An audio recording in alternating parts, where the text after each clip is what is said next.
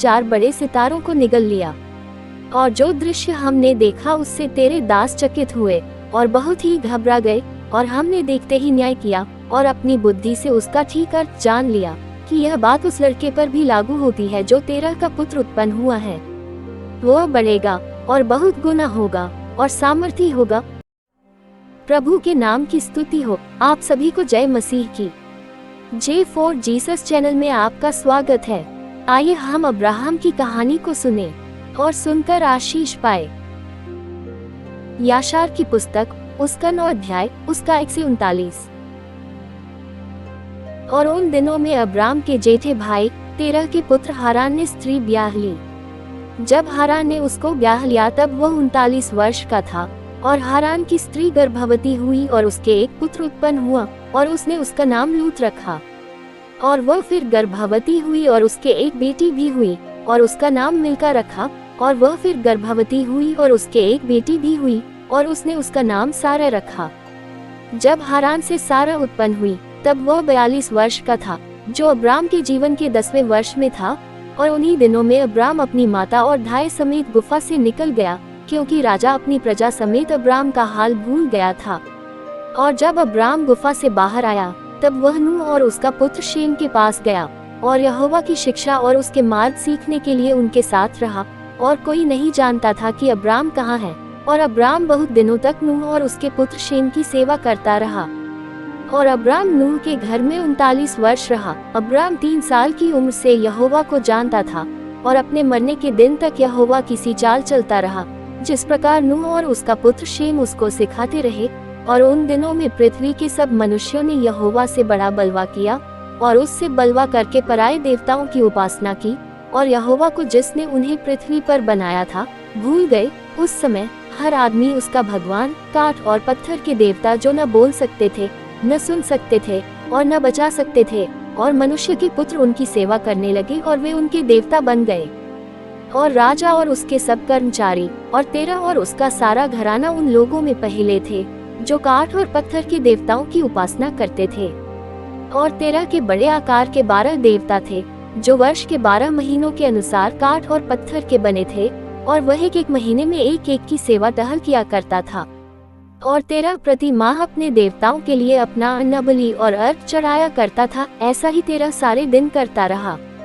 और उस पीढ़ी के सब लोग यहोवा की दृष्टि में दुष्ट थे, और इस प्रकार उन्होंने प्रत्येक मनुष्य को अपना देवता बनाया, परंतु उन्होंने यहोवा को त्याग दिया जिसने उन्हें बनाया था। और उन दिनों में सारी पृथ्वी पर ऐसा कोई मनुष्य न मिला जो यहोवा को जानता हो, क्योंकि वे अपने अपने परमेश्वर की उपासना करते थे। नूह और उसके घराने को छोड़ और जितने उसकी सम्मति के अधीन थे, वे उन दिनों में यहोवा को जानते थे। और उन दिनों में तेरह का पुत्र अब्राम नूह के घराने में बड़ा हो गया था, और कोई न जानता था, और यहोवा उसके संग था। और यहोवा ने अब्राम को समझने वाला मन दिया, और वह जानता था कि उस पीढ़ी के सब काम व्यर्थ हैं, और उनके सब देवता व्यर्थ और व्यर्थ हैं। और अब्राम ने सूर्य को पृथ्वी पर चमकते देखा, और अब्राम ने अपने मन में कहा, निश्चय ये सूर्य जो पृथ्वी पर चमकता है वही परमेश्वर है, और मैं उसी की उपासना करूंगा। और उस दिन अब्राम ने सूर्य की उपासना की, और उसने उससे प्रार्थना की, और सांझ के समय सूर्य सदा की नाई अस्त हो गया। और अब्राम अपने मन में कहने लगा, निश्चय ये परमेश्वर नहीं हो सकता। और अब्राम अपने मन में कहने लगा, वह कौन है जिसने आकाश और पृथ्वी को बनाया? पृथ्वी पर किसने बनाया? कहाँ है वह? और रात उसके ऊपर अंधेरा छा गई, और उसने पश्चिम, उत्तर, दक्षिण और पूर्व की ओर अपनी आंखें उठाई, और क्या देखा कि सूर्य पृथ्वी पर से लोप हो गया और दिन में अंधेरा हो गया। और अब्राम ने अपने सामने तारों और चंद्रमा को देखकर कहा, निश्चय ही वही परमेश्वर है जिसने मनुष्य को भी सारी पृथ्वी की सृष्टि की है। और देखो, उसके ये दास उसके चारों ओर देवता हैं। और अब्राम ने रात भर चंद्रमा की उपासना की और उससे प्रार्थना की। और भोर को जब उजियाला हुआ और सूर्य सदा की नाई पृथ्वी पर चमका, तब अब्राम ने वह सब कुछ देखा जो यहोवा परमेश्वर ने पृथ्वी पर बनाया था। और अब्राम ने अपने आप से कहा कि निश्चय ही ये ऐसे देवता नहीं है जिन्होंने पृथ्वी और सारी मनुष्य जाति को बनाया, परंतु ये परमेश्वर के दास हैं। और अब्राम नूह के घर में रहा और वहाँ यहोवा को और उसके मार्गों को जाना।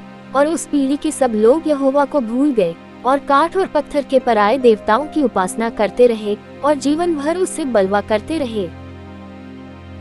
और निम्रोद राजा निश्चिंत राज्य करता रहा और सारी पृथ्वी उसके वश में रही और सारी पृथ्वी की एक ही भाषा और एकता के वचन की थी। तब निम्रोद के सब हाकिमों और उसके बड़े लोगों ने सम्मति की, फूत, मिस्रैम, कूश और कनान अपने अपने कुलों समेत, और वे आपस में कहने लगे, आओ हम अपने लिए एक नगर और उसमें एक दृढ़ गुम्मट बना लें और उसकी चोटी आकाश से बातें करें, और हम अपने आप को प्रसिद्ध करें कि हम सारे जगत पर राज्य करें, जिससे कि हमारे शत्रुओं की बुराई हम पर से दूर हो जाए, कि हम उन पर बलपूर्वक राज्य करें और उनके युद्धों के कारण हम पृथ्वी पर तितर बितर न हो जाएं। और वे सब राजा के सामने गए और उन्होंने ये बातें राजा से कही, और राजा ने उनकी यह बात मान ली और उसने वैसा ही किया। और सब परिवारों में कोई 6 लाख पुरुष इकट्ठे हुए और वे नगर और गुम्मट बनाने के लिए बड़ी भूमि ढूंढने को गए, और उन्होंने सारी पृथ्वी पर ढूंढा और कोई 2 दिन तक चलने पर शिनार देश की पूर्व की ओर कोई तराई न पाए और वहां चलकर वहीं रहने लगे। और वे उस नगर और गुम्मट को बनाने के लिए जिसकी कल्पना उन्होंने पूरी करने की सोची थी, ईंटें और आग जलाने लगे।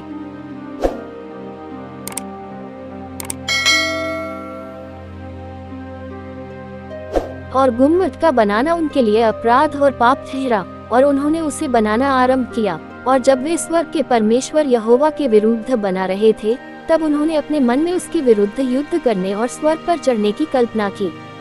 और उन सब लोगों और सब पितरों के घरानों ने अपने अपने 3 भाग किए। पहले ने कहा कि हम स्वर्ग पर चढ़ेंगे और उसके विरुद्ध लड़ेंगे। दूसरे ने कहा, हम तो स्वर्ग पर चढ़ेंगे और वहां अपने देवताओं को रखकर उनकी उपासना करेंगे। और तीसरे ने कहा, हम स्वर्ग पर चढ़ेंगे और धनुष और भाले से उसे मारेंगे। और परमेश्वर ने उनके सब कामों और उनके सब बुरे विचारों को जाना, और उसने नगर और गुम्मट को, जो वे बना रहे थे, देखा। और जब वे बना रहे थे, तब उन्होंने अपने लिए एक बड़ा नगर और एक बहुत ऊंचा और दृढ़ गुम्मट बनाया, और उसकी ऊंचाई के कारण गारा और ईंटें राजमिस्त्रियों के पास उस पर चढ़ाई करने के समय न पहुंची थी। और जब तक चढ़ाई करने वालों को 1 वर्ष पूरा न हुआ, तब उन्होंने राजमिस्त्रियों के पास जाकर ईंटें और गारा दिया। इस प्रकार ये दैनिक किया गया था।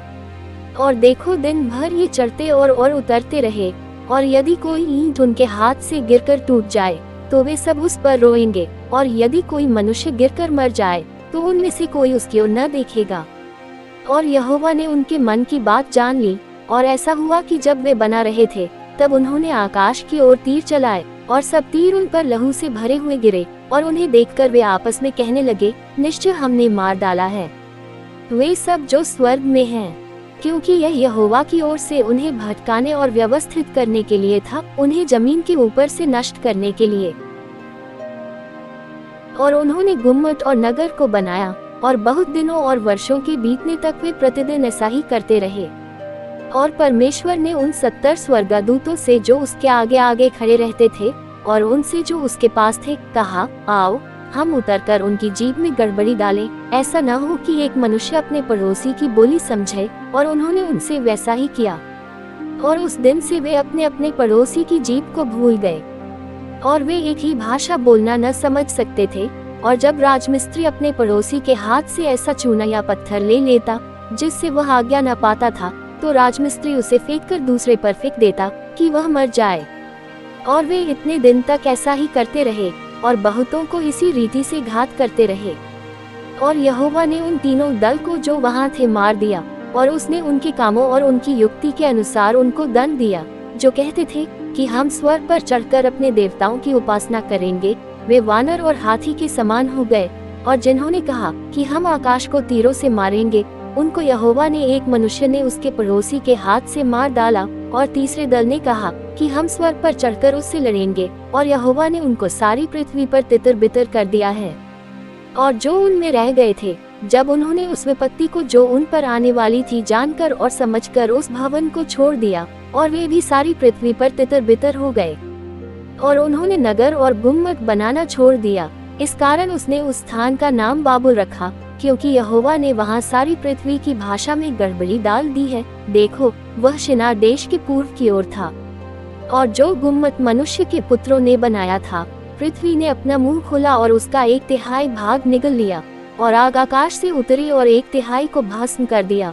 और तीसरा भाग आज तक बचा है, और वह उस भाग का है जो ऊंचा था और उसका घेरा 3 दिन की पैदल दूरी का है। और उस गुम्मट में बहुत से मनुष्य मर गए, वे असंख्या लोग थे। आगे क्या हुआ? अब्राम ने सच्चे परमेश्वर को कैसे जाना? क्या निम्रोद सचमुच में अब्राम को भूल गया? ये सब जानने के लिए आप हमारे इस चैनल से जुड़े रहे। यदि हमारी ये वीडियो अच्छी लगे तो आप हमारे इस चैनल को लाइक करें, शेयर करें और सब्सक्राइब जरूर से करें। प्रभु आपको आशीष दे। मिलते हैं अगली वीडियो के साथ अगले एपिसोड में। सभी भाइयों और बहनों को जय मसीह की।